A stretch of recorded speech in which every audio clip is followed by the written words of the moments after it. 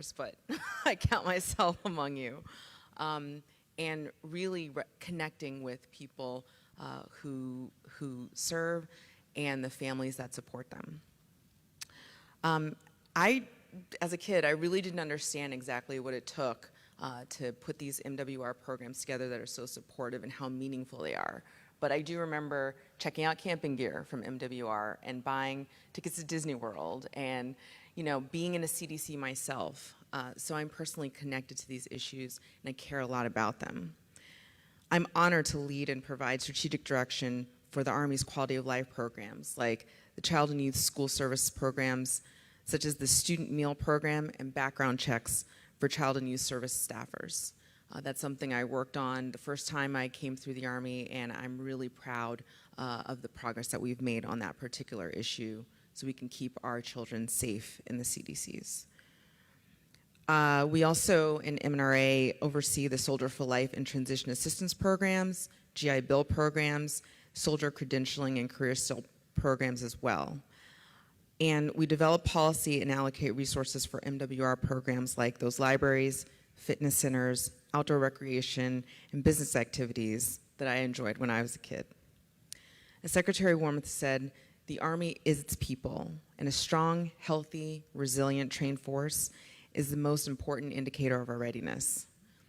Putting people first means creating a duty and installation environment that allows soldiers and their families to thrive. And that means that we're committed to quality of life priorities, quality housing for families and our soldiers in their barracks, quality childcare and youth services, and meaningful employment for spouses. Of note, we've committed to building 12 new child development centers by 2026, which when complete will add more than 4,000 childcare spaces. I know we're innovating in additional ways of how to bring quality, affordable childcare to Army families outside the CDCs, including our fee assistance programs and innovating in spaces to allow for people to have in-home childcare as well. And in case you missed the Secretary's speech this morning, she's pleased to announce that we're investing $1.5 billion to improve and build Army-owned housing and $3.1 billion to replace, renovate, and transform privatized housing. We're also investing $10 billion over the next 8 years to improve barracks for soldiers in all 3 compos. The Army leadership knows that personnel readiness is key to Army readiness, and all of our quality of life programs aim to help take care of our soldiers, civilians, and their families so that our force is ready to fight and win. Thank you, and I look forward to a lively discussion.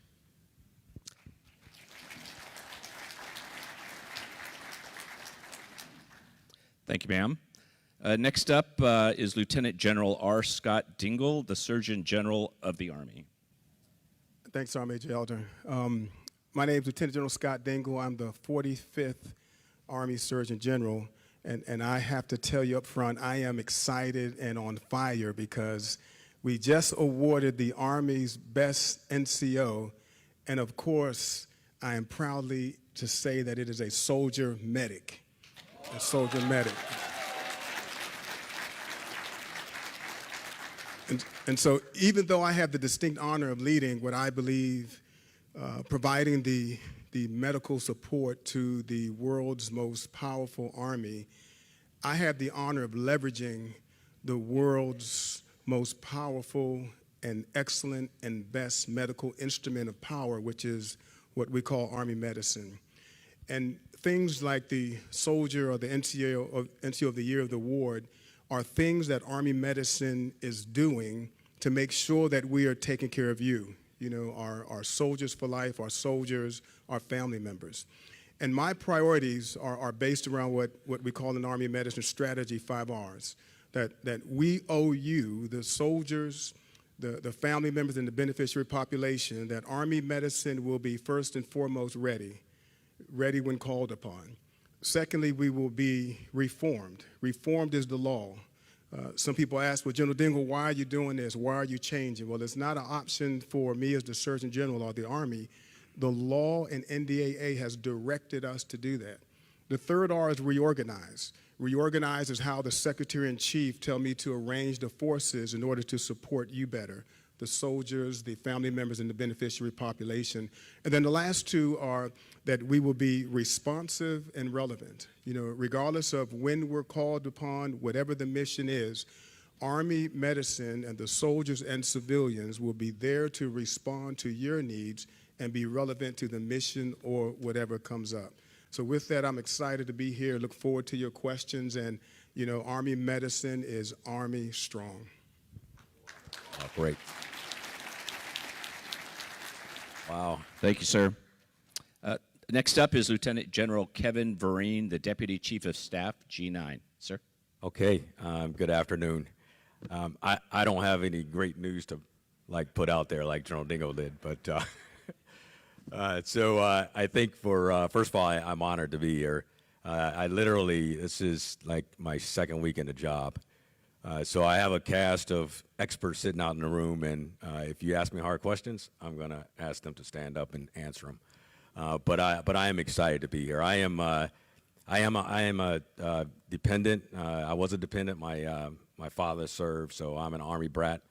My Fort Bragg is where I was born, so I have a firm appreciation of being an Army child and using the services and staying in Army housing and swimming at Allen Pool. Anybody know where Allen Pool was? And the Lee Field House and things of that nature. So I am a consumer of our Army. I'm a consumer of all the things that the Army has for us. And so I will also say that I think it's important to know that I really take pride in helping families and ensuring that we have the right resources for them. I'm new to the job, and I'm definitely not new to the Army and understanding the different programs that we have. I'm fortunate enough to have two kids. One's about to get out, but I have two kids who are serving, and I will tell you that if I didn't think it was about taking care of our soldiers, our families, our survivors, and all of our dependents, then I wouldn't necessarily be an advocate for them to want to serve. But I love this Army. The second thing that I just want to tell you is that the Army is about our families. We enlist our young soldiers to serve, but it's about re-enlisting families. And so, if it's not the way it should be, then they get a vote, and they can always vote to leave. So we've got to ensure that when we talk about taking care of our families, it is a readiness correlation to it. You can't have a ready Army without the soldiers who are willing to serve and their families are backing them. So it all comes together. The thing that I have found out over the last week and a half that I am responsible for are 6 lines of effort. Now, I'm not necessarily responsible for all 6. I am only responsible for 4 as the lead integrator for the Army, meaning that the policy that is written is actioned by the G9. And so I'm the lead integrator, bringing a bunch of stakeholders on board. I have responsibility for housing, child care, spouse employment, and then support to resiliency. So those are the 4 lines of effort that I'm responsible for, and then the other 2 are healthcare and PCS moves. And so excited about being a part of the team, and just excited to be able to talk to you today. The last thing I will tell you is that the Secretary of the Army gave all the factual information this morning. She did a tremendous job of kind of talking about the portfolio, and Ms. Busico really added to that. And so we are moving in the right direction. We just want to do everything we can to support our soldiers, our families, and our survivors. So thank you very much. Look forward to your questions.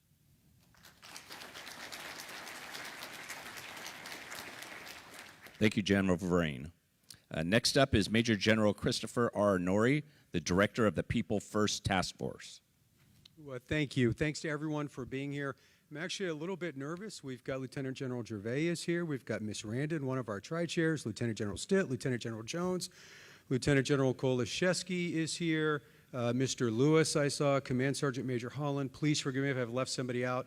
But I'm also really nervous because my wife is here this afternoon also. So I'm just hoping it all goes well. I'm the director of the Army's People First Task Force. Everything that you've heard everyone talk about so far and in the course of the panel here is all about readiness. And I just want to talk, when the chief talks about people first, he talks about building cohesive teams that are highly trained, disciplined, and fit. And that cohesion rests upon everything that this panel represents. And Ms. Busico, ma'am, I love that description of communities in which people can thrive. That word thrive is really essential to everything that we're currently focused on. And we certainly all know that people are readiness, as General Vereen talked about as well. And we were at Fort Carson last year. We had a wonderful young leader who said, hey, when can we kind of stop talking about this people stuff so I can get back to training? And we all know that that is the same thing, right? And so when we talk about people first and people being readiness, my own thinking, the TV series Band of Brothers, that is not a war movie. That's a love story. We just haven't figured it out yet, right? Those soldiers loved each other. They endured great privations because of the connections and the fundamental trust that they had in each other. They accomplished great things on behalf of our nation and our Army because of that fundamental trust. And if you read every story of valor in our Army, there's some component of I didn't want to let my buddy down. I wanted to protect my team here. And so this idea of people first, it is very much about who we are as an Army, those fundamental connections that allow us to fight and win. And I'm really, really proud to be a part of it. There's, as all of the leaders here have talked about, there is tremendous work going on across the Army in support of this, and really in support of the chiefs and secretaries' priorities. First, people first, and then the Secretary of the Army, promote healthy climates, and then reduce harmful behaviors. The Fort Hood IRC, those recommendations are nearly complete. And so kind of the essential task for us right now is how do we kind of set conditions to ensure that there's not a need for a future task force. And so all of the work that's being done here acknowledges a system here focused on how do we get upstream. And getting upstream of harmful behaviors relies on this whole of community, whole of enterprise approach that everyone's been talking about so far and that we'll discuss as a part of this panel as well. It acknowledges a system that includes access to services, leadership, spiritual readiness, safety in our communities, food security, and then connectedness. And that's a theme you've heard already over the course of today, and then for the rest of the week, tomorrow morning at Family Forum number 2, that's going to focus on connecting communities as well here. This is all aligned with DoD, the Prevention Plan of Action, focused on upstream prevention, and we're working on things like a longer-term strategy focused on prevention. The Army Campaign Plan, I'm so proud of all the leaders and all the work that's been done to operationalize all of these efforts. So there's 6 lines of effort or campaign objectives in the Army Campaign Plan. 2 of those, promote healthy climates, reduce harmful behaviors, are included as a part of that Army Campaign Plan. Also, there's work to add people considerations to readiness and how we report readiness. As we know, the rearm, that's all the focus on enabling some organizational and longer-term predictability, minimizing leader turbulence, and then kind of accounting for leaders that are serving at levels higher than which they've previously been trained. We have something called a cohesion assessment team that is intended to measure. It's to provide feedback to units focused on how cohesive their teams are there. And it's a team that embeds as part of a unit. They work for the commander. They gather data in support of the commander, and it culminates with a unit-led after-action review focused specifically on building strategies that further build and enable cohesion. We have a mission essential condition. We have task condition standards in the Army that really inherent in everything that we do, of which the mission essential condition, build cohesive teams, is an inherent part of all of that.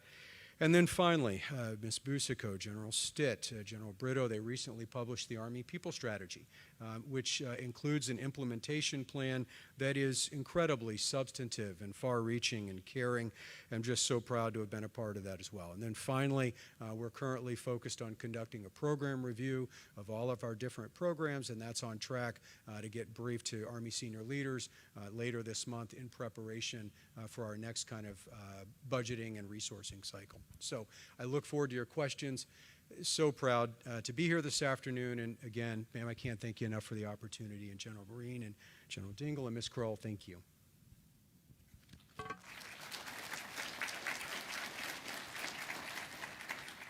Thank you, General Norrie.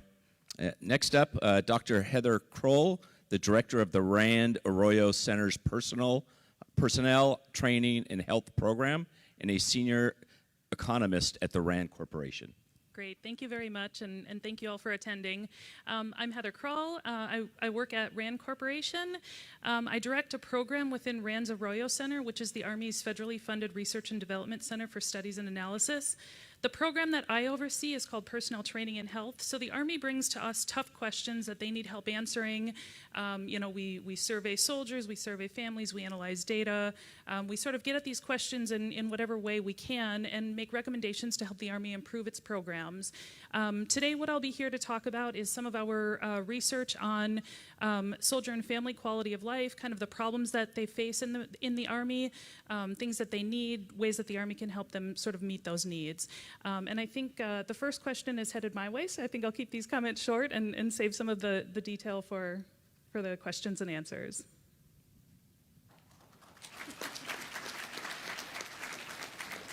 Thanks, Dr. Kroll. And you're right, the first question. The first theme of the series of questions that I'm going to be asking are on the overall importance of quality of life. And so you're up first, Dr. Kroll. Please tell us a little bit about the research that you've been doing with Rand's Arroyo Center in regards to quality of life. Sure, thank you.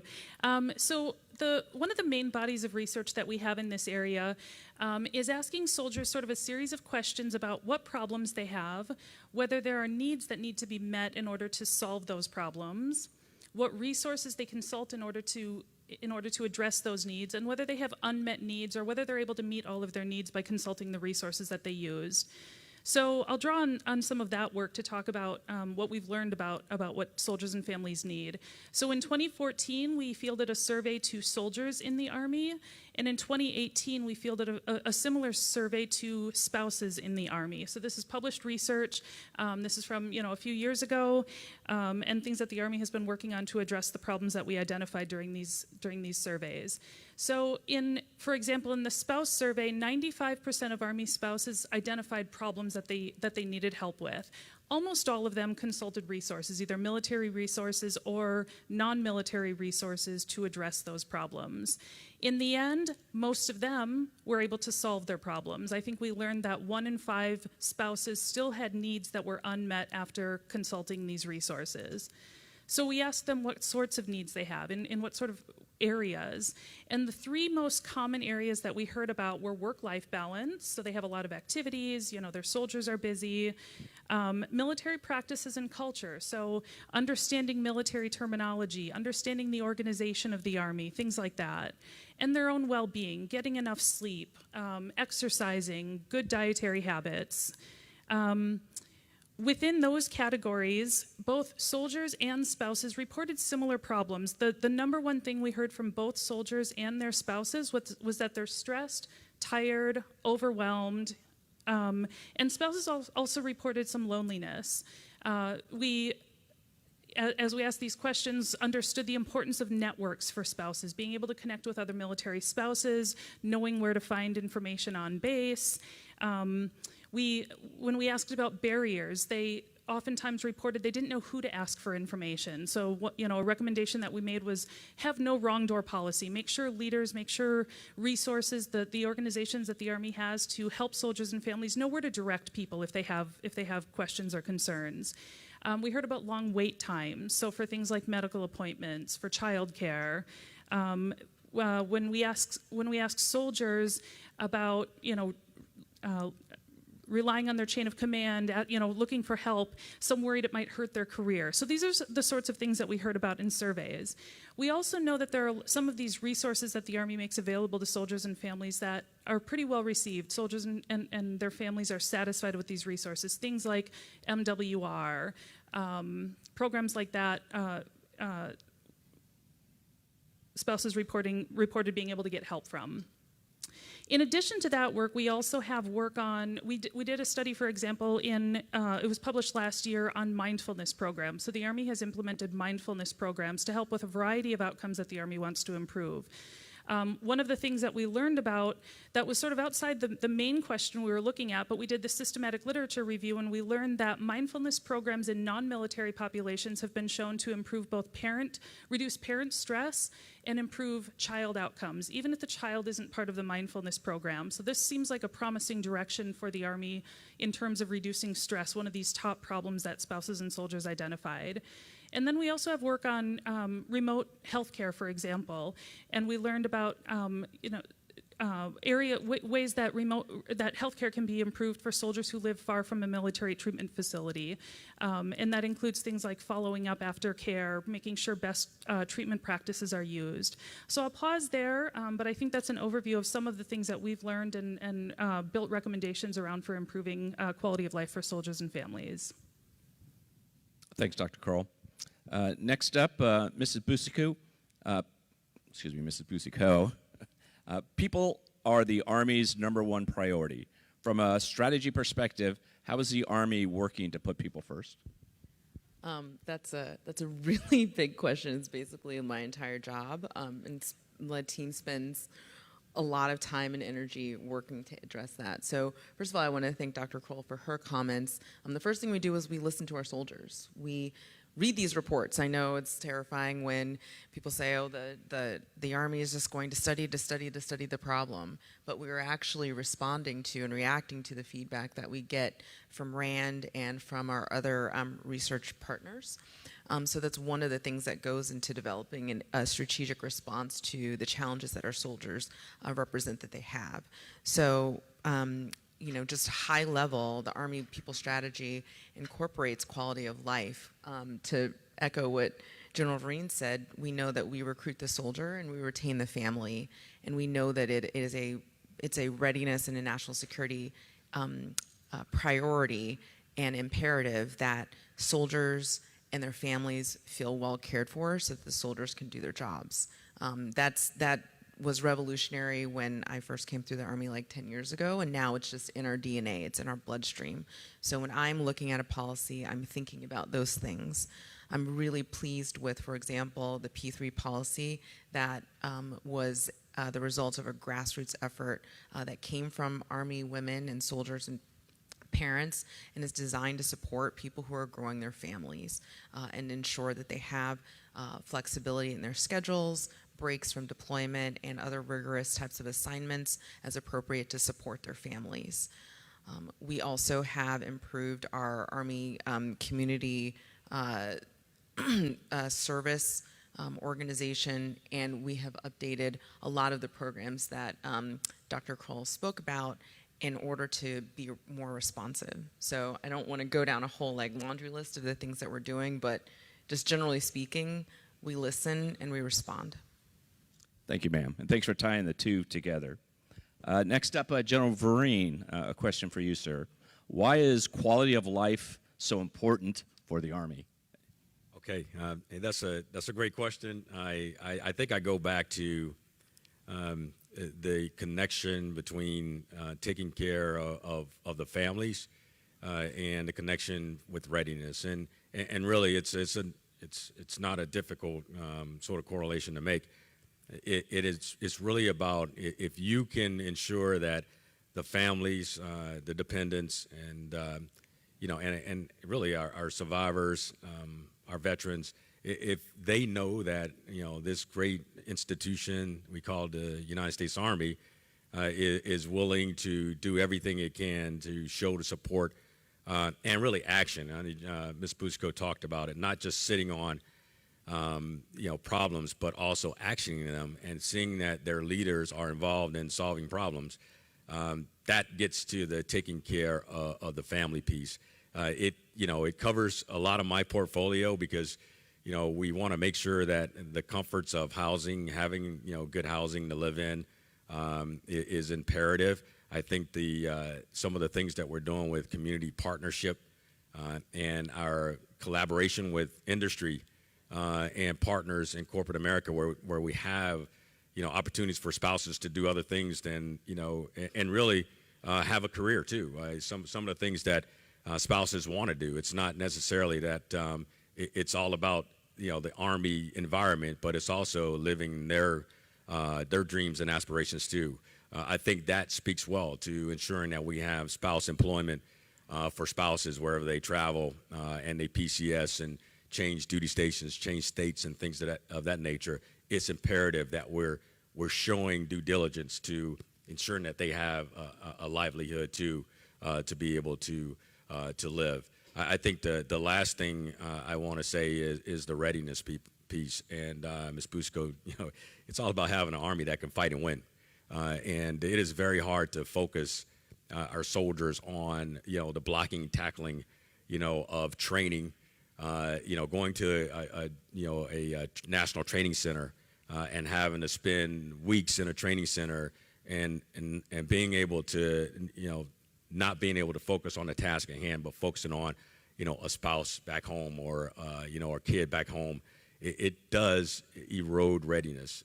And our leaders, they have to deal with those problems when soldiers are not focused because families are having problems back home. And so, I do believe that when you have quality of life for our families, it allows our soldiers and our leaders, because leaders have problems too, in a family environment, it allows, every echelon to be able to focus on the mission at hand. And that's really about, training our Army so that they can fight and win our nation's wars and do all the other things that this great Army is called to do. So. Thanks, sir. General Norrie, as leader of the People's First Task Force, can you discuss integrated prevention and how it supports not only the Secretary's objectives, but also the Army People's Strategy?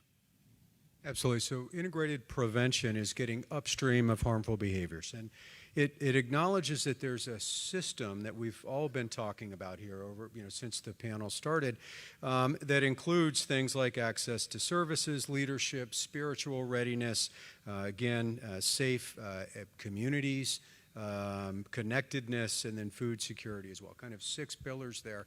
But it acknowledges that it's a system, and it all relies on kind of working together so that we can reduce these harmful behaviors and then promote the kinds of climates that we need. In accordance with General Varine's comments about people, being readiness, quality of life being tied to readiness, ensuring that we have the right kinds of environments on our installations and in and around our communities is essential here. Integrated prevention does that. Again, it acknowledges the importance of a system and a whole of community approach. It encourages creativity, it encourages connectedness, and it also acknowledges that if there's a part of the system that is not working or less than what we might hope it would be, then the whole system is not healthy. So as an example, we might have great leaders on an installation and then be concerned about some element there in the community or the environment that makes it really hard for the leaders to be able to overcome that ultimately. But integrated prevention is all about getting upstream of harmful behaviors, creating an environment in which soldiers, leaders, families, civilians can thrive in those communities. It relies on a connection here of the entire team, and it's really decisive to everything that we're doing.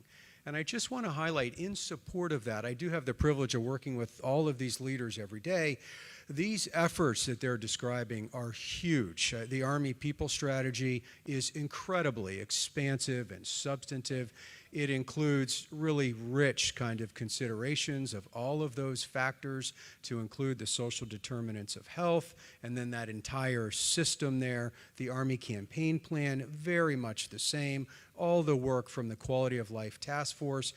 There are really big efforts here focused on this, and there's just a tremendous amount of work and a tremendous amount of momentum here in the space. But this idea of integrated prevention, we are working on a prevention strategy right now that includes all of those different components of a prevention system. At Echelon, again, it acknowledges the complexity of the operating environment as critical to reducing harmful behaviors, and it's really important. And I'm really proud to be on this endeavor. It's a really difficult problem, the idea of reducing and preventing harmful behaviors, not only in our Army, but also in society. And this whole team here has really been incredible in tackling that and really getting after that. So thank you. Yeah, thank you, sir. Thanks for describing that system. General Norrie, thank you. General Dingle, health and well-being are cornerstones of quality of life and readiness. What are some of the changes and improvements to Army health care over the last few years that you can share with us? Okay, great question. And again, I tell you all up front, I'm biased because I believe when it comes to quality of life, it begins with health and well-being. So those are the first two steps in order to enjoy the rest of the steps that can reinforce the quality of life. With that said, the biggest, well, no longer the big elephant in the room, because it is the room for Army medicine, is the military health system transition. In accordance with the second R reformed, we were directed to establish the Defense Health Agency to provide oversight over the healthcare delivery in our medical treatment facilities. That directive or that change was designed to allow the services to focus on readiness of our soldiers, because Army medicine provides trained and ready soldiers and forces to support the Army's mission, just like the Air Force and the Navy for the sea and the air. With that said, even though there's a change, and I know as Command Sergeant Major Huff and I battlefield circulate, we get anecdotes of anxiety and uneasiness about the change. And the one thing that I tell them is that although the military health system is changing, it's not a split, and there should not be anything different that you should see as we deliver health care at the different post camps or stations. It's not a them versus us, the services versus DHA, because we are them and they are us.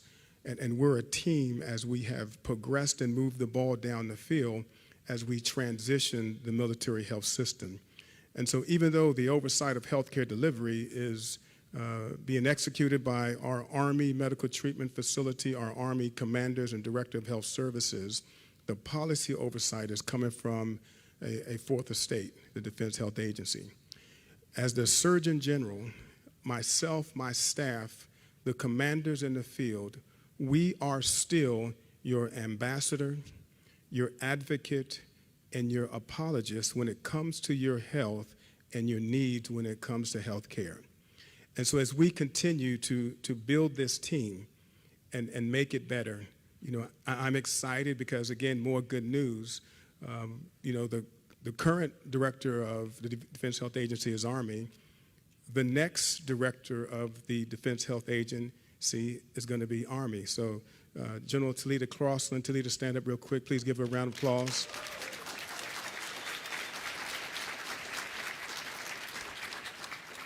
And so she'll be transitioned from the Deputy Surgeon General to the Director of the Defense Health Agency over the next 60 days. And so there's a tremendous plate tectonic shift to ensure that our soldiers are ready and that we are still providing you world-class health care. And as we move that ball down the field, when we go through some of the potential turbulence at the strategic level when it comes to whether fiscal or execution of policies, Army medicine will still be, again, the ambassador, the advocate, and the apologist for you, our soldiers, our family members, and our beneficiary population. And then I'm betting big that she'll have it all fixed, within 6 months, non-negotiable, no fail. But she has a tremendous team behind her. Some of the other things that we've changed that have been impactful, as you've seen through COVID, is the implementation or inculcation or improvement of access to care when it comes to virtual and behavioral health. So leveraging that telemedicine technology has opened up access to care, in which we'll continue to expand that so that we can meet the requirements of our soldiers, our families, and our beneficiary population. Then finally, when it comes to our soldiers, Around 2011, we introduced the performance triad, sleep, activity, nutrition. And we had 3 domains as we tried to inculcate deeper into the DNA of the Army and the Army family health. And now as we're into, today's time in 2019-20, we have, with TRADOC, and I see General Gervais over there with our H2F, And as we implement H2F, we're now expanded from 3 domains to 5 domains. And so now we have mental, physical, spiritual, sleep, and nutrition that we're trying to inculcate into our soldiers as well as our families to ensure that you can get past those first 2 steps, health and well-being, to enjoy the rest of the quality of life initiatives. Thanks, sir. And also thanks for continuing to be the good news panelist, by the way. General Vereen, for those of us who want to know more, can you talk about the Quality of Life Task Force and to go in a little bit more detail for us, please? Okay. So I put a disclaimer out earlier. 2 weeks in a job. I know how many people we have on the task force. There's about 80 of them, but I couldn't point them out in a lineup. But we have about 80 folks on this task force. And so since 2020, it was chartered in 2020, and there's a lot of effort going when you think about trying to move things fairly rapidly. The good thing about this task force is, I think, is that we're looking at things we can action immediately. It's not, it goes back to what we talked about earlier, not just looking at, problem sets as they exist, but how are we actioning them to resolve, these different problems that we're seeing. I told you earlier, there's, for us, there's 6 lines of effort, 6 lines of effort, sort of like priorities that we're involved in. And when you look at some of the things that, that are happening with regards to what the task force is handling, I'll first start with housing. Ms. Busco and the Secretary of the Army did a great job of talking about, the investments that are being made in housing. And over the next few years, you're looking at combined roughly $4 or $5 billion that's already invested in either construction, new construction, MilCon, or renovation, or deconstruct, and reinvesting dollars somewhere else. So the housing piece is really moving out. We are never as where we need to be. We're always trying to get better. That's what we all understand. You think about 20 years of fighting fighting wars and being in the operational environment. Things have atrophied over time, and one is housing. And so we're really excited about what the task force is doing there. I think when you look at child care, there's 2 things, and I think this is a win-win for the Army. First of all, child care is something that we all struggle with, especially when you have, centers that don't necessarily are open the times that our soldiers need to have them open, and it really becomes very, very challenging when you have dual spouses, dual military, where both of them have to go to PT at 4:30 in the morning, and they're trying to find, where are they gonna take their kids. Because the formation's going to happen, and the first sergeant is waiting for them to show up. So I think the family care, the FCC homes that we're trying to establish across the Army, where it gives flexibility for some of our military members who have really some extraordinary hours that they're working, it provides an opportunity for them to have early taking of their kids to these centers to be able to have quality child care. And of course, it's going to have overnight care. So you're going to have opportunities where, our soldiers are deployed or they're in the field and they have no one else to care for their children. Then the FCC homes will do that. It's about opening up flexibility for them to be able to have quality child care. And then I think the other win-win to this is, this is opening up opportunities for income for some of our spouses who they want to open homes. and they want to take care of Army kids. So it is a win-win when you think about child care. And then the last thing I think that's important is, how all the things that you see when it comes to the support to resilience. And, as we continue to, interface and collaborate with General Norrie, under the things that he's got going with regards to quality of life, it is going to be amazing to see, the amount of energy that we're producing based on what this task force is able to deliver. So I'm excited about it. I think that it has truly been emphasized by our Army senior leaders that we're not gonna wait. And as you all know, I think I was talking about term limits earlier in a discussion with somebody. When you have a limited period of time where you're trying to make change, then the worst thing that you can have is have folks tell you no. And so we're going to do everything we can to try to get to yes, legally, ethically, morally, and for all the right reasons for our soldiers and our families.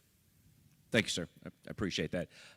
The audience, as a reminder, we've gone through the panelists at least once. There are some cards in the seats near you.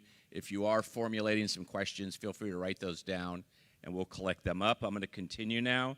I'm going to shift gears a little bit to a new topic. This one, the economy, talking about economic security and inflation. Ms. Busico, economic insecurity can be a significant stressor for soldiers and families. We know inflation is higher now than it's been in some years. What policies are we putting in place to help soldiers and families tackle this issue? Thanks for the question. I know this is really important for American families writ large, and certainly our soldiers who have the additional burden of having to PCS regularly and living in places where they didn't necessarily choose, and making sure that they're supportive is at the top of mind, all the way up to the Secretary of Defense. I think it was last week where he published the Taking Care of People memo, which talked specifically about being responsive to the pressures, the financial pressures that families are feeling as a result of inflation. So this includes relooking BAH, looking for taking up a basic needs allowance, and relieving some of the burden that families have to absorb during their PCS moves. What we're doing in Army is we've increased the temporary lodging expense time limitation from 10 days to 14 days for PCSs, and we've made other policy adjustments to make the moves at CONUS a lot smoother and give a lot more flexibility for families that are moving. We've also increased dislocation allowance for E1 through E4 by $400, and we're also looking at increasing the rate for E5s and E6s as of October 1st. And we are working with OSD on the ways that the Army can particularly implement the priorities that are set forward in the Taking Care of People memo. So that's a source of a lot of work stream for us, where we can implement those things within the Army, and so there will be more to follow. Thank you. And as an important topic, I'm sure we'll continue to hear more in the future. I again want to shift gears to a new topic. I want to talk about geographical dispersion and its effects on mental health. Dr. Kroll, from your research, what challenges are you seeing for those geographically dispersed from installations, those like Guard and Reserve, maybe those in the recruiting command and such, and in terms of quality of life and soldier and family readiness? Yeah, thanks for this question. So in 2015, RAND, not the Arroyo Center, but RAND conducted a study looking at the number of service members and beneficiaries who live in what they consider remote locations. So that's 30 miles or more from a military treatment facility or in a lower provider density area.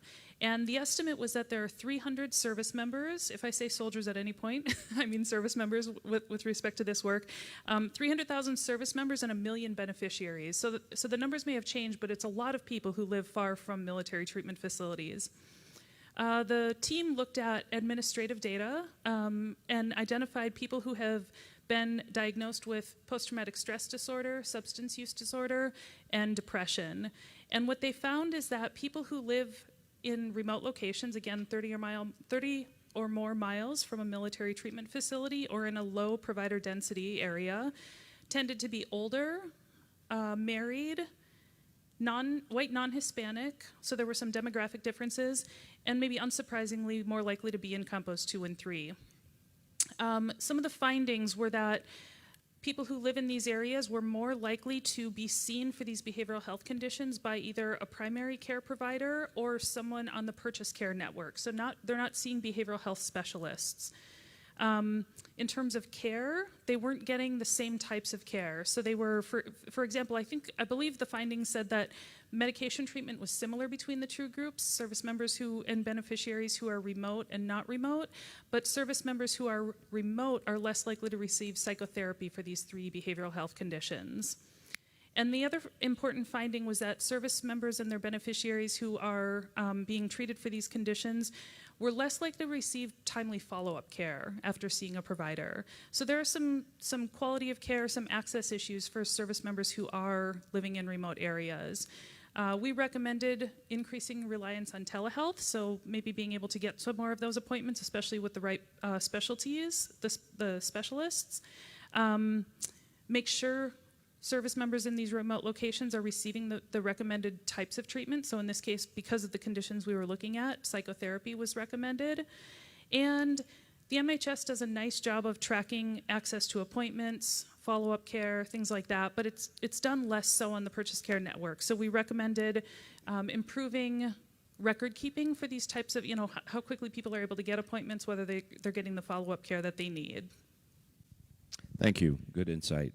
General Dingle, if you could please add into what Dr. Kroll said, what is the Army doing to ensure we have adequate behavioral health staffing levels to support our uniformed personnel, families, and retirees? And I think this is another great example of the partnership of Army medicine with the Defense Health Agency. As I mentioned earlier, it's not a split where the Army medicine is saying, well, you know what, we don't have civilians under MedCom, Defense Health Agency, you take over, get your civilians hired, you're on your own. It is every commander, medical treatment facility commander, wears 2 hats as commander and director of health services. Same way as the Surgeon General, I wear 2 hats in accordance with law as the Commander General of MedCom and NDAA responsible for the advisement of Army equities when it comes to Defense Health Agency, that oversight, as well as the Surgeon General. With that said, when it comes to behavioral health and the access, it is not a secret that there's a shortage in the nation. We are in a recruiting competition with civilian sector, and of course, civilian sector has more money and often wins. When we are not winning the recruiting war when it comes to our civilians, that's where my team and I leverage our uniformed forces. So I will leverage the military, bless you, forces to go to those remote areas to plug in and fill. Our medical readiness commanding generals, as they look over their footprints, their regions, they're monitoring the access to care, the challenges at those post camps or stations, medical treatment facilities, and then they're coming back up to my staff in the Surgeon General's office so that we can, again, shift behavioral health providers to fill those civilian gaps. You heard this morning the Secretary of Army talked about Alaska. That is one of the places where we shifted behavioral health because of military behavioral health uniform providers, because of the difficulty to hire in that location. And so to sum it up, what we're doing and what we'll continue to do is partner with the Defense Health Agency as they try to hire civilians as we leverage our uniform behavioral health care providers to fill gaps. In addition to that, we've partnered with our chaplains, and we call it our Spiritual Readiness Initiative, where before we were in different silos, where our medical professional behavioral health, we were not leveraging to the full capacity our chaplains. And so as we implement across the Army footprint around the world, the spiritual readiness, fitness, or partnership, it is also given more opportunities for counseling, behavioral health, and the prevention of suicides and the need for immediate consultations, leveling the MIFLIX, and of course the network. We'll continue to work with the Defense Health Agency to bring together that dream team, so to speak, to support our behavioral health needs. And again, it's not easy, and it's easier said than done, but we're continuing, even with the recruiting area of our civilians. I recruit when I go around to our medical schools for the military, as well as telling them about the civilian opportunities also. So we're doing quite a few initiatives to ensure that we're increasing the capacity and access to behavioral health, and we'll continue to do so. Thank you, sir. Going back to geographical dispersion, Ms. Busico, how does the Army People Strategy address the unique challenges faced by Guard, Reserve, and geographically dispersed soldiers and families? Thanks for the question. So Reserve Affairs is right there in the title, and I know that typically when we talk about our Army, a lot of times we don't emphasize the importance of our Compo 2 and 3, our Guard and Reserve soldiers, and they're incredibly important to the Army People Strategy, to the National Defense Strategy, the way that we use our reserve forces is just essential to fighting and winning the nation's wars. And so we recognize that we need to especially take care of our Guard and Reserve soldiers, and they have unique challenges. They're geographically dispersed, not always supported by a big installation that they're connected to. They have different hours. Childcare particularly is a challenge for people who are drilling on weekends. And so these are things that we are working hard to support and solve. I'm really pleased that I have 2 general officers from the Guard and Reserve on the MNRA staff, and they are not shy about making sure that we keep the Guard and Reserve's priorities front and center. So what are we doing? One of the things that we're working on is just ensuring that people are compensated commensurate with their sacrifice. And so we've authorized hardship duty pay, which really is supportive of the austere locations that Dr. Kroll was talking about. And we're trying to ensure that they have access to the health care, as General Dingell spoke to, the support for mental health services. We are, all of the pilots that we do in the quality of life space, we try and incorporate the Guard and Reserve population. For example, I know that the H2F pilot included a reserve component.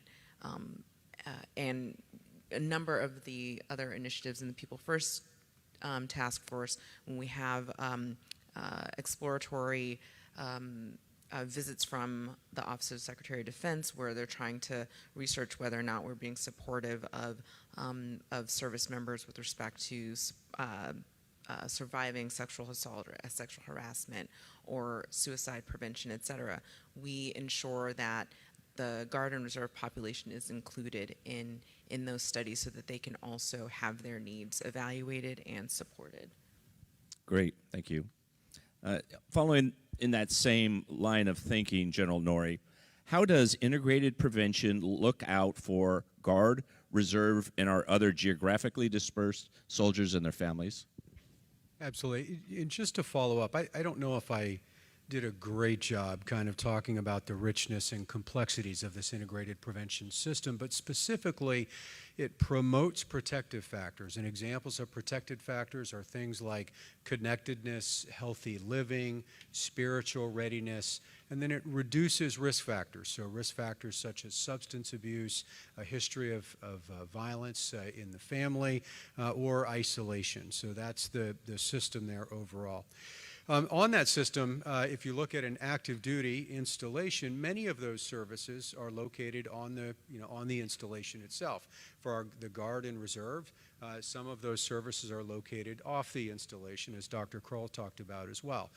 The prevention strategy that we're working on acknowledges the need for kind of a holistic model, again, that promotes protective factors, reduces risk factors, and then kind of relies on a whole of community approach. So in the National Guard and Reserves, we would include an assessment of those services that are provided locally in support of the National Guard and the Reserves as part of our overall assessment of the system, and then hold ourselves accountable for the capability and then capacity of that system as well.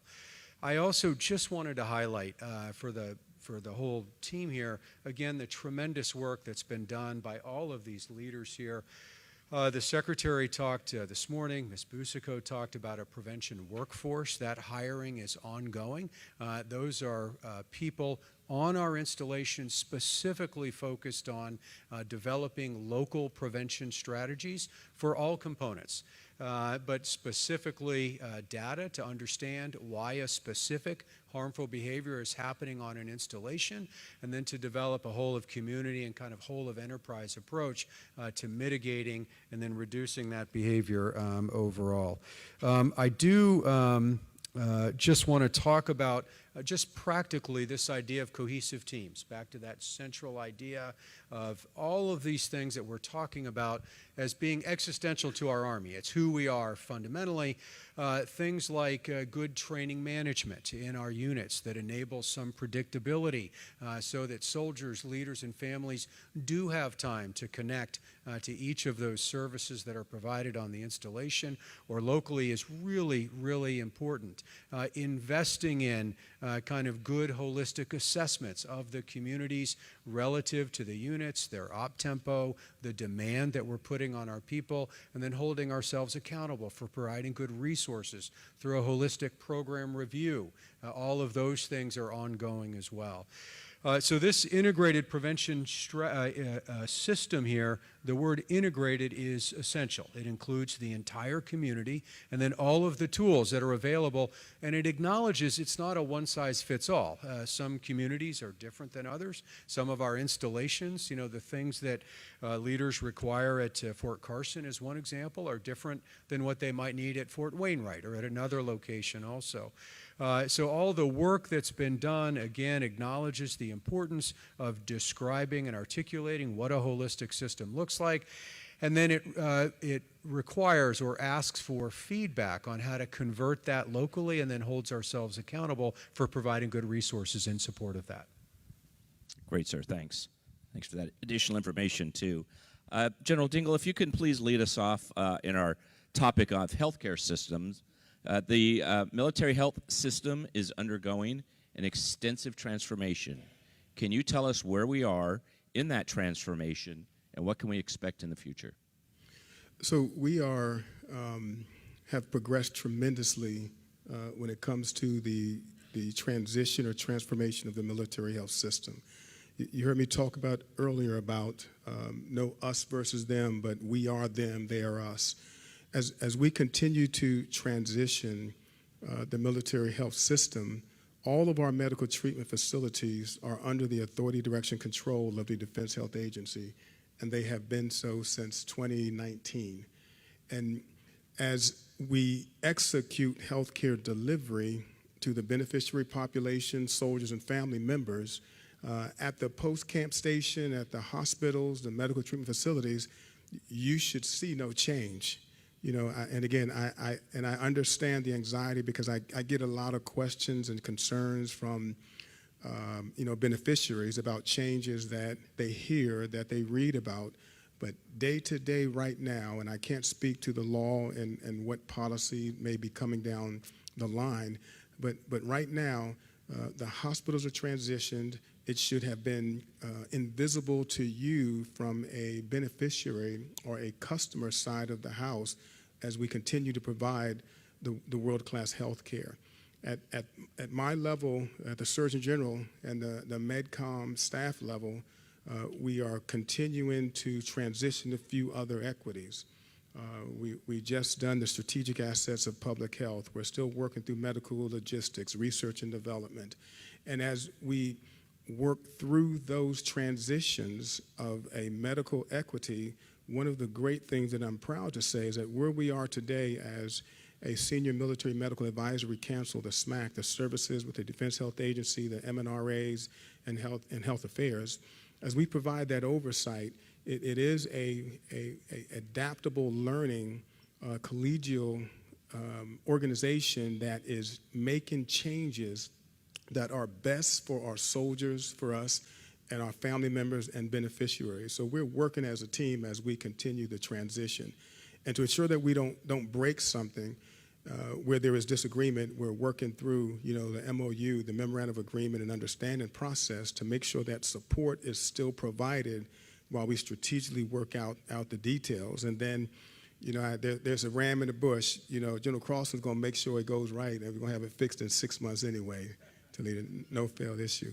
But so we are progressing. There's still some things we have to work out at a strategic level to make sure that we are ensuring the operational and the tactical elements of Army medicine remain with the service, as well as, the Navy and Air Force medicine with theirs. And, again, the positive thing is that we're working together to get to the best support for our soldiers' families and beneficiaries. One of the things that it allowed me to do was also look at our military to civilian partnerships.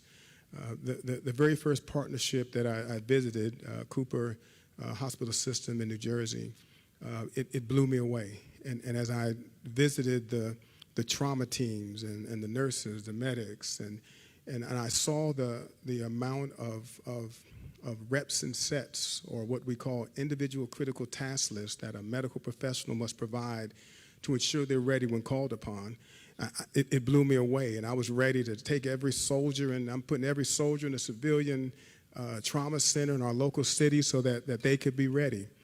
And I came back down to earth and realized that my first responsibility is the medical treatment facilities and to our soldiers, family members, and beneficiaries.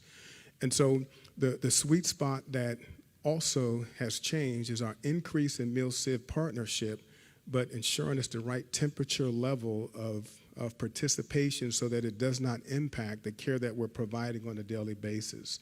And right now, I think military involvement, we have, 42 medical professionals in our training MilCiv partnerships, and that number's just about right. Because again, first thing is that, if I was to put all the soldiers in partnerships, it impacts the readiness and the care of a medical treatment facility. So again, we're working with the Defense Health Agency. We're with the goal of ensuring we establish an integrated military health system that is standardized, across the services under DHA authority, direction, and control. Thank you, sir. Still following healthcare line, Ms. Biscu, what do you see as the biggest priorities for improving healthcare for soldiers and families? So I don't know how well I can improve on General Dinkle's answer, especially since he's a subject matter expert. But, just high level, I acknowledge how important and how fundamental having strong medical and healthcare system in the military is for us.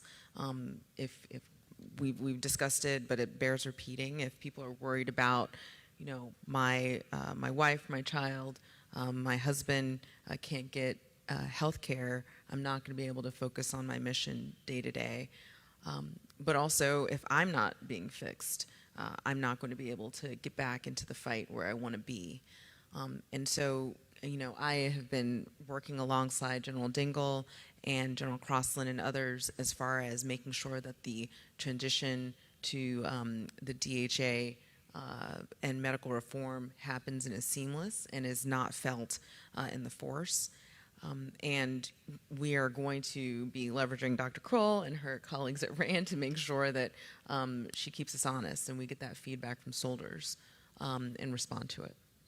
Can I add to that, since you came back to healthcare? So we're a dynamic duo, and so we're in this the fight together to make sure that the policy is connecting with the care that's given for the Army beneficiaries. And for many in the audience may remember, if you remember 2019, we called it the 32-star memo, where each of the services secretaries and chiefs of the services signed a memo with a concern about the transition of healthcare. And it hit the press, and it just went viral. It went viral. It's also painful for me.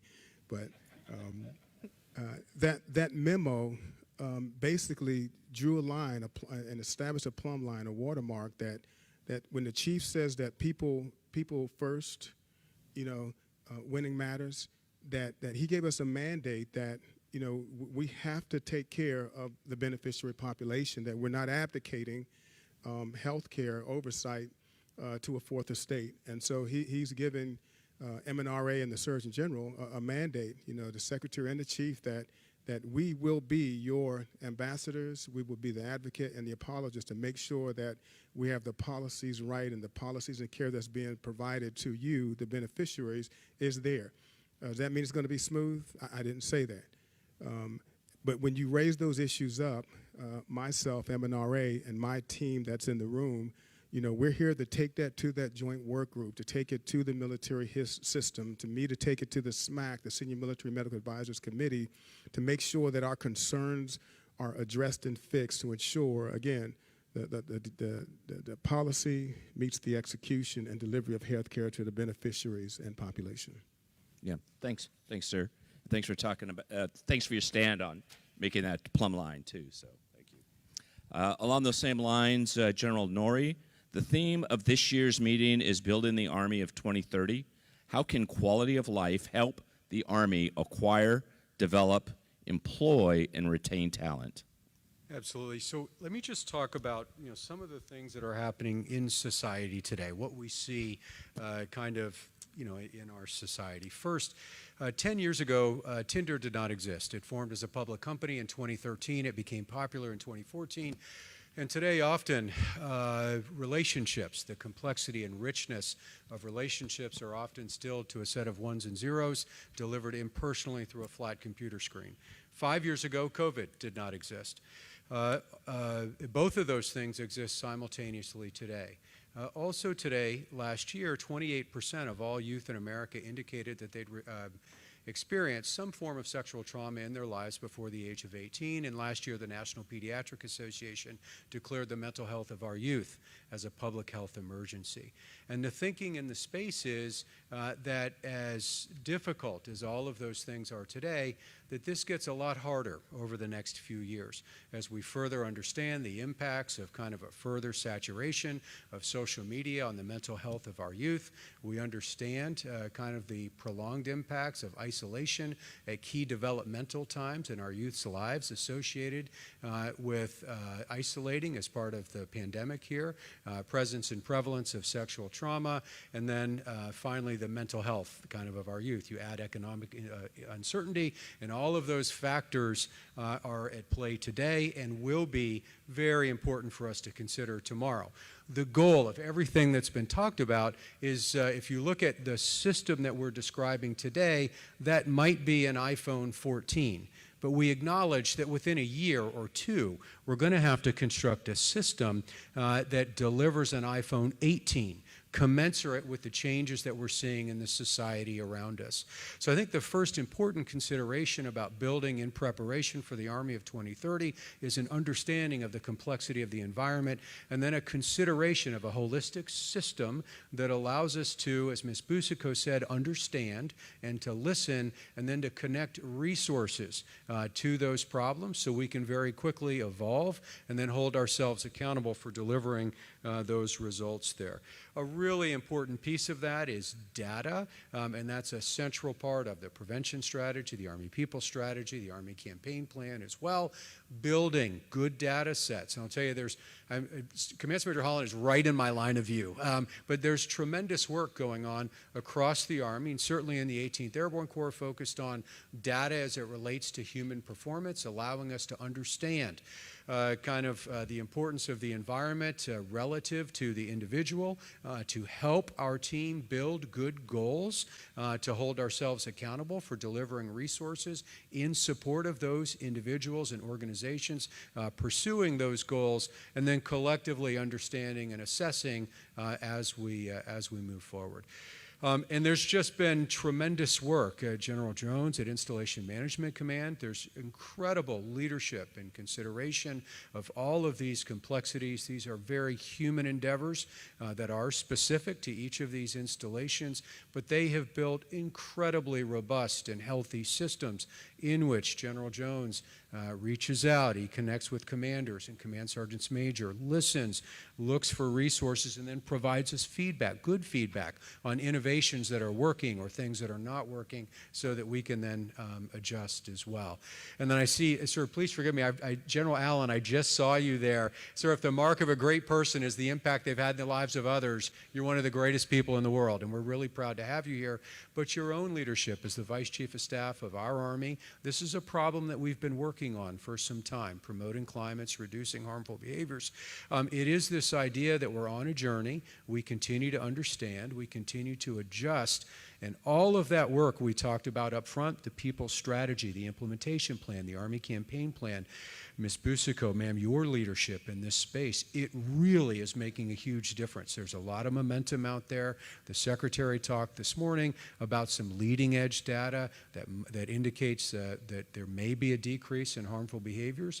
It's really important for us to understand what's working and then what's not working, and then to adjust. The one thing I'm sure of is if we were sitting on the stage in 2030, looking back, there would be things in 2030 that we are not currently able to predict or able to understand, but this effort to build a system that allows us to adjust, to quickly kind of again, comprehend and then build is really essential. And then all the way back to cohesive teams in support of the Chief of Staff of the Army, build cohesive teams that are highly trained, disciplined, and fit. The Secretary's priorities, promote healthy climates, reduce harmful behaviors. All of this, none of this is squishy, none of it. This is all about who we are as an Army, and that fundamental trust cannot exist in an environment that includes those harmful behaviors or in which a soldier or a leader does not have access to services or opportunities to build those connections that allow for healthy living and wonderful things to happen in our communities so that I come back to it, ma'am, so that our soldiers, civilians, and leaders can thrive. Great. Thanks for that, sir. Can I just say, I just want to just add to what General Norrie is saying, because it's really important. I'm really, really impressed and refreshed by the attitude that the Army is taking towards serving its soldiers and families.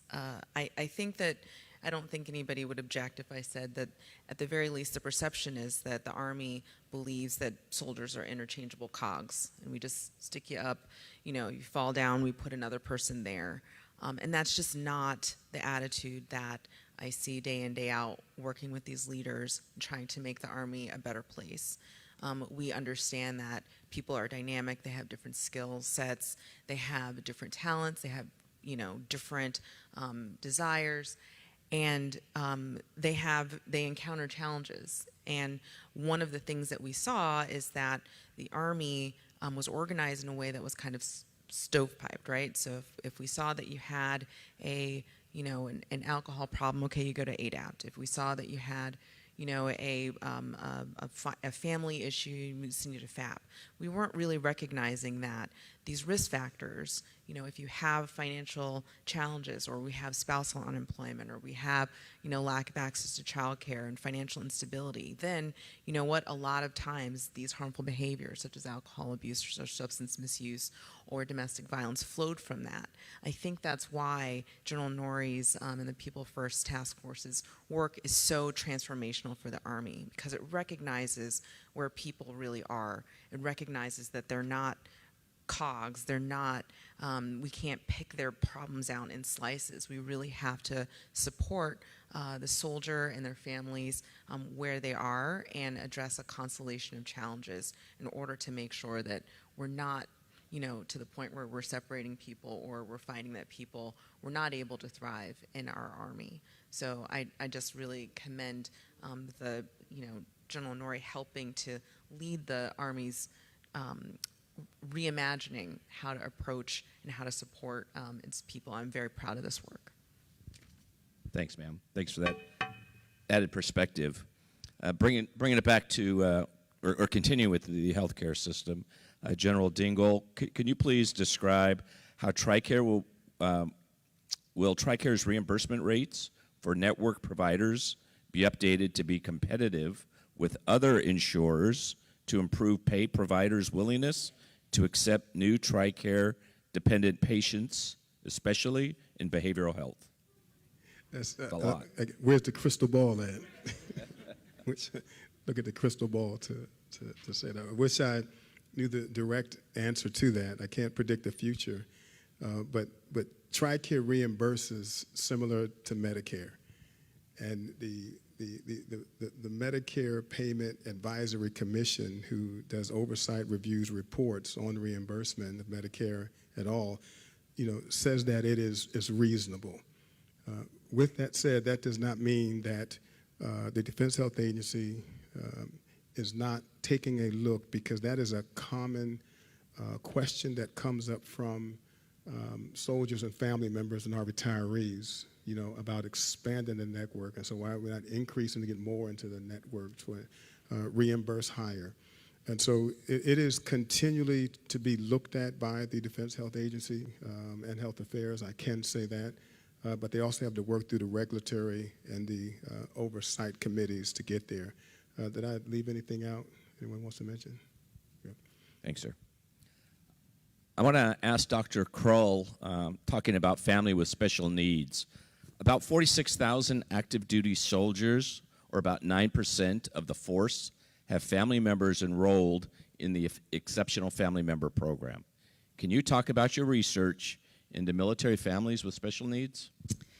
Our research in this area is actually a little bit limited, so I may pass on this one, unfortunately. I think that some of our ongoing surveys might be able to get at some of these issues, because we ask about specific programs. But our work on EFMP so far has sort of been focused on service policies, so not so much about family use of the program, satisfaction, things like that. Okay, that's fair. Thank you, General Vereen. Can you give us your view on Army programs that support these EFMP families? Okay, hey, that's a great question.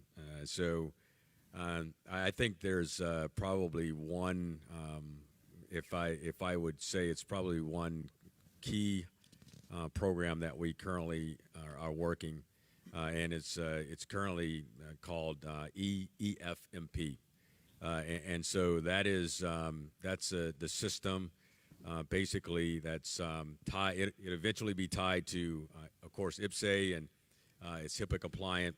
But it is going to change, I think, the way that we look at and we track and monitor those who are enrolled in the EFMP program.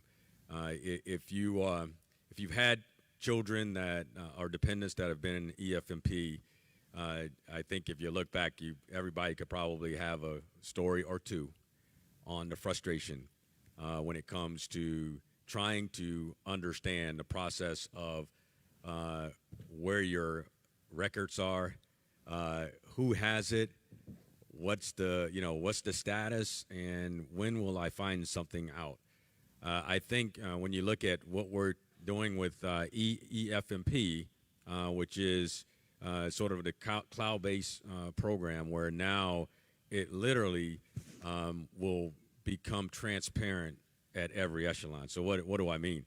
First of all, it's gonna the data that is inserted into EFMP is all done pretty much from the soldier and the family member. Okay, so all the information goes in, it is uploaded, and it's part of the application, and so that's the first end, is that you don't necessarily have somebody controlling your documents and you're handing them off, and next thing you know, half of your information is missing. So you control the StartX. Your information's uploaded by you, That data is in a repository. It's in the cloud essentially, and of course it's secure, so nobody can read your information other than those who have access through CAC enabled. And so it starts there. The second thing with this program is it brings leadership into this whole scenario. You're not gonna be in it alone. Your commanders, your leaders, at some point in time will be prompt if there is a situation where the family member hasn't been given an update or seen an update in the system. But it's so transparent that you will literally see where your records are through the process of approval or consideration or adjudication or or evaluation. It tells you exactly whose department it resides in, and so you can have this exchange of information that in some cases you just didn't know when you look at the system that we had before. So commanders are involved, and at some point in time, commanders will get a notification that Sergeant Jones has a record, and he and his family hasn't had it resolved, and so now it will allow commanders to be involved in the process. I think the last, well, there's a couple other things to it, but the good thing about all of the system is that it allows transparency. It will allow all of us to be able to see the same information. It is going to have a collaboration site.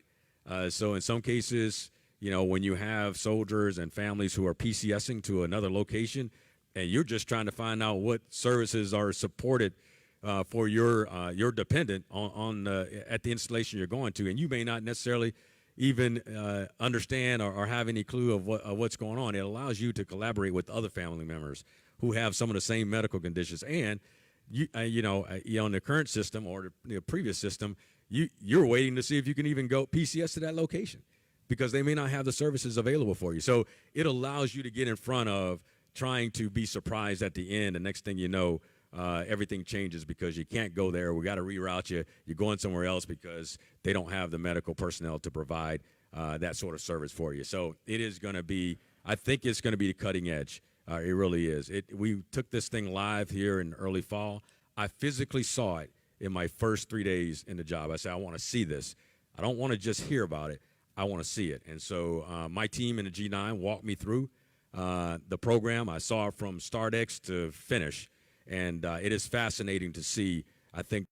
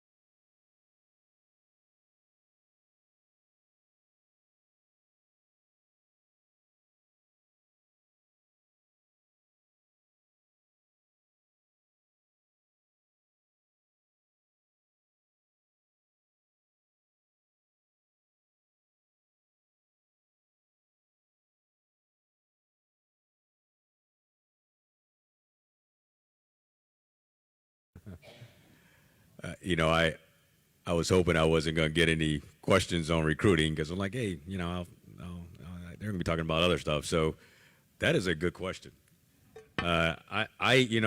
Marketing. I mean, you talked about marketing and how we're trying to change the dynamics, and I know a lot about it. I've spent quite a bit of time. I see Ms. Busco's picking up her mic, and that's a good thing because I'm going to let her talk a little bit about it. But I would tell you, first of all, and not to steal her thunder, we are doing a lot when it comes with the Army, and I think the rebrand of our Army and the messaging that's gonna follow through with that. It is really gonna, I think, now get our Army back in a position where we talk about inform America and people knowing about our Army and what we can do. I think that is sort of the roadmap that we're taking when it comes to this whole marking and resonating with America. So I'm done. I'm going to pass the mic to Ms. Busico. She's going to talk about the policy arm and all the marketing piece because that's her portfolio things. Thank you, General Vreen. Just for to answer the question directly first, and then I'll go a little bit broader. So MNRA, the Army Enterprise Marketing Organization falls under MNRA. So we are directly responsible for the Army brand and the marketing that is geared around recruiting. One of the most recent, so the current brand exercise that we have, or the current brand activity we have, is around officer leadership. But right before that, we had something called Know Your Army. We were responsive to data that showed that people really didn't understand what Army service was like, and they had misperceptions. During COVID, I was watching Seinfeld, right? And they had the Army veteran, the 1,000-yard stare, and being super weird and writing with it. So all of the things that are out there in the Army are wrong. And so we really got back to basics with the last two marketing campaigns and talked about you can have 30 days of leave, talked about what opportunities you have in order to spend time with your family. The GI Bill and the VA loan and some of the other benefits that people just don't have awareness of. And I looked at the ads and I thought, I wish we had these when I was a young lieutenant, because my parents were both enlisted, and they said, your VA loan, and I had no idea what they were talking about. They're like, zero down, and I'm like, this sounds very boring. But I was in a position when I was in law school to purchase a home that I, moved my then boyfriend into, and then had my first child in because of the benefits that were available to me. Most of my law school compatriots were not in a position to purchase a home. Most of them probably aren't. And that's something that we really need to get the message out about. So our ads are oriented around informing, but we can't just rest on the paid advertisement or the marketing. Those 30-second spots are helpful at piquing people's interests, but to be very honest, we're reliant on you. We're reliant on our soldiers, our civilians, our soldiers for life, our family members to be ambassadors and talk about what it really is like in the service. You can read about propensity data and who's joining and all of these kinds of things, but the thing that is consistent across the population that we're trying to recruit from in a lot of cases is that they really don't understand service, and the best place for them to learn about service is to talk to one of you. So we are going to do our job in responding to the demand signal about making sure that we're messaging our improvements in quality of life, not only with ads, but also with proactive interactions with the media. But also, we're going to empower our soldiers and our leaders to talk to people and to let them know about the benefits of service and how fulfilling this lifestyle is for so many people. Great, thanks for that insight. Dr. Kroll, question from the audience is why not implement weekly or monthly micro surveys to keep a pulse on the force and proactively identify problems before they become crises? Yeah, it's a really great question, and I can confirm that we talked to the Army about this. We also know that there's some survey burden. Soldiers and their family members are asked to answer a lot of surveys, but I do think that's really important for getting ahead of the problem. Is to collect data regularly. Maybe it's not 200 question surveys, but it's 5 question surveys or 10 question surveys that people can answer very quickly. Oftentimes, unfortunately, the official data that are collected, for example, by the Department of Defense to look at harmful behaviors, to look at sexual assault and sexual harassment, those data take a long time to get to us. We take a while to analyze them, and then our publication process takes some time. So it's absolutely true that I think it's important to get the data more quickly, to be able to analyze it quickly, and to be able to report on it quickly to get ahead of these problems. So I concur with the question, and I hope we can do more of that. But let me add, speaking of surveys, I got to get an MHS survey plug in. Every time that you have an encounter at a military treatment facility, you get that survey in the mail, and what we need, or in your email, in micro surveys are great, but we need you to fill the surveys out and get them back to us. Because, again, the military health system is very persistent with getting that email to you after you've had that appointment, but what we're discovering is the response rate is not high. And so we need that feedback in, which, again, tying back to the previous questions, one of the challenges coming to health care is that one of my recent hearings on the Hill was about allowing more Americans to come in, and how some Americans come in for health care. And so the questioning was very deliberate and heated about, well, General Dingell, the medical standard's too high, and you're not allowing America to come into the military. And then another side said that, well, General Dingell, the Army is wasting money because the recruits that you're coming in have medical conditions that existed prior to service, and we need to screen those out so that we don't go through the process. Where we are at right now with healthcare is that there are some that want to come in because of healthcare, and then yet we have a responsibility as we adjust the temperature on the healthcare that's being provided. We need to hear back from you, and we do read those, and we do adjust how we provide care and how our medical professionals, military and civilian, are engaging you when you come across. And then on the healthcare recruiting side, we have the same challenges of getting the medical professionals in.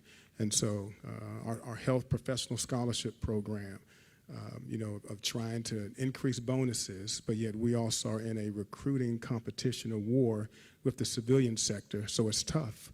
1% serve the nation. Then when it comes to our healthcare professionals, it's even smaller. But yet we have, the world-class medical school like USU's, and quite a few of our USU's graduates in here, and we have our legends like the former Secretary, Surgeon General, Honorable Peake, and leaders like that help us with our recruiting effort. Great, thanks, sir. And keep your mic close by. I got a few more questions for you. But first, Ms. Busico, we are excited, or at least this audience member was excited to see the family initiatives in the new SecDef letter. Do you know if the new basic needs allowance takes into account the higher food costs for those EFMP families with dietary needs that they must provide their EFMP member? I don't think so. In the letter, it talked kind of at a higher level, and I think that they're still working through the details on that. So I'm not sure, but I'm happy to look into that and include that in the conversations that we're having as we're building out the policy. Okay, great. Thanks for that. General Dingell, and I think you might have a comment, but let me preface it with this. I'll let you go first. Question, bring it in. Okay. Why isn't chiropractic care more widely available, such as physical therapists and chiropractors in the National Guard? And why doesn't TRICARE cover chiropractic care? National Guard, why is it not more available than National Guard? Say it, read it one more time. Why can't TRICARE cover chiropractic care in the National Guard? Yeah, that's a phone a DHA question and a TRICARE for me. We do have chiropractic care at some locations, as well as we're working alternative medicines in some locations, but it's not widespread throughout every medical treatment facility. Great question. I can't give you an answer on that one specifically, but chiropractic care, acupuncture comes up a lot about soldiers wanting those alternative medicine cares available to them, and then why can't we just go on the network and TRICARE to get those? If you want something on the network TRICARE, there is a process to request it through the Defense Health Agency, through the medical treatment facility for that care. Not saying it's going to be approved, but you have to get approval if it's not at that MTF, chiropractic, acupuncture, or any other unique care. There's a process to request. Going back to the National Guard side, and Jill, I may have to phone a friend for the National Guard, but we will, I guess I'll have my team take a look about chiropractic care for the National Guard. And so whoever asked that question, if you could please see who wants to take it up front here. I got Jill in the back, the Joint National NGB surgeon. Jill, stand up real quick. And so for that question, could you please, Jill will be up near the front. Make sure I get your contact number, and we'll run that to the ground. Did I forget anything on that, Toledo? We good? Yeah.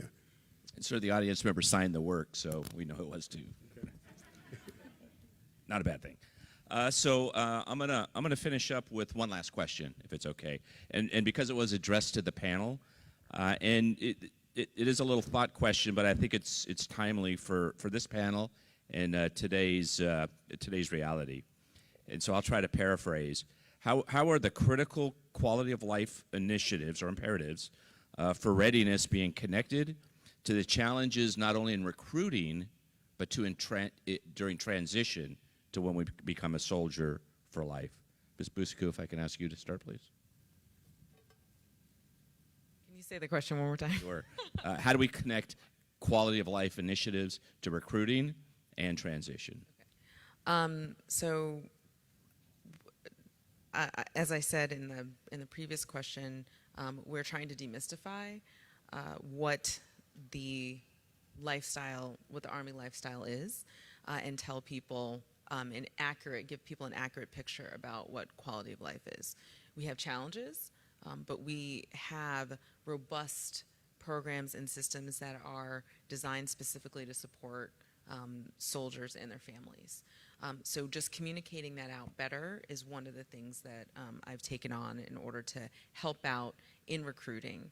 And also just having, for our transitioning soldiers, making sure that those programs are supportive. I know that since I had to medically retire, we have really improved the transitions support that we have given to soldiers that are moving to civilian life. But we're also working on new ways to experience the Army, having shorter enlistments, and inviting people to come back if they would like to, having people improving permeability, going from the active force to the reserve force, and coming back if they'd like to. The way that quality of life is connected to that is helping people understand the thread, right? From recruitment to transition, what's the value proposition that the Army offers? How can we deliver on that promise? And how can we be supportive of people at all phases of their careers? Great. Thank you, ma'am. General Dingle, please, you, sir. I kind of talked the recruiting aspect earlier. What I would end the recruiting piece with is that, one of the sound bites as the Medical Recruiting Brigade and our Army Medicine soldiers, because every Army Medicine soldier is a recruiter, is that, the world's most powerful lethal army has to have and does have what I believe is the world's best, most military health care system to support those soldiers, which is why our soldiers and Soldiers for Life Beyond, want to sustain care in military medical treatment centers and not networks. From a recruiting aspect, in healthcare professionals, they make a lot of money, and And you have to have a special heart and a special drive and passion for your nation and your country to serve. And the many that are in here today are an example of those that are serving, providing that world-class support. As it goes and moves to transition, it's like a relay race, for medical care. Now that has transitioned from Army medicine, me to the Defense Health Agency, still not separated, but we're still connected, working as a team, providing that care. Transition to a soldier for life then goes to the VA. We have our former Secretary of the VA, the Honorable General Peake, and that handoff is a clean handoff. The VA picks it up, and on the active duty side, we're not responsible for it unless, as we work through the DHA, through the scope, scale, and capacity of a local medical treatment facility, being able to provide care to a beneficiary population to sustain the readiness of our military medical professionals. That's something that we are constantly working, to improve on. Sometimes that care for the soldiers for life is not there, and they're pushed to a network, sometimes by policy, sometimes by law. But as we execute that, the thing that myself, the Surgeon Generals, and the Defense Health Agency talk with the VA is about how we need to improve that handoff so that we're running at the same pace and that it doesn't slow down in some cases, and we maintain it to win a gold medal. Great. Thank you, sir. General Vereen, you please, sir. Oh, great. So first of all, I will just I want to say that the Army's in the business of keeping talent. We don't want to let talent walk out the door, first of all. I think it's important for our Army to be as good as it is and as professional as it is. It's about keeping the experience, inside our force, in the institution. So I'm not so much of a fan of, I know people are going to retire, but I think our focus needs to be how do we retain and sustain and keep talent on board. And I'm not just talking about green suiters, but I'm talking about the civilians. I'm talking about the full gamut. But I also think that we have to have flexibility in how we look at our Army. And I think Ms. Busco kind of talked a little bit about, the coming in and out of the Army and, and transitioning and coming back in. And we've got to build flexibility in this great institution, because everybody that joins the Army doesn't join for 20 years. In some cases, our young kids, if you've studied and looked at this generation, a lot of you probably have kids, that they change their mind just at the strike of a stroke on the iPhone. They're moving to something else. So we've got to build flexibility into understanding that some of these kids are not necessarily going to be 20 years. So we have to be able to accept that. We got to understand that they're coming in and they want credentials and they want certifications and they want the things so they can move on and do other things. But it's great because it's I got this in the Army. This is what the Army's done for me, and that story that they take out back into all the corners of the United States of America is the reason why we can recruit others to come and join the force. So build flexibility, understand that we're not going to have everybody sign up for 20 years, but also know that this Army is built on sustaining and keeping talented folks on board as long as we can and as long as we can finance it. So that's the route we need to be looking at. Thank you. Great. Thanks, sir. General Norrie? Yeah, I really appreciate it. This is a really exciting conversation. This might be the most thrilling CMF panel of all of AUSA. So I'm really, really excited and proud to have you here, because if you think about it, think about everything that was talked about this afternoon. So we talked about housing, services, programs, investments, childcare, quality of life, the Army campaign plan, the Army people strategy, an implementation plan, a program review, prevention strategy. I've not mentioned General Stitzer. All of your leadership in this space is absolutely decisive. Ms. Geis is here as well. Every Quality of Life Task Force, all of those things combine to exactly support what the Secretary and the Chief's priorities are, which is promoting healthy climates and then reducing harmful behaviors and then putting our people first here. And I'm so proud to be a part of it. It's incredible to be a part of that journey. And I love those words, ma'am, the value proposition, because every one of those further builds on the value proposition that we have as an Army. If you look at our Army and you see vibrant communities and healthy living and healthy, strong mindsets, cohesive teams, all of those things attract talent. And that's really, really important here. But none of that, all the things that we talked about, replaces leadership fundamentally. And we had talked about pulse surveys and then understanding. We have thousands of pulse surveys that happen every day in the Army.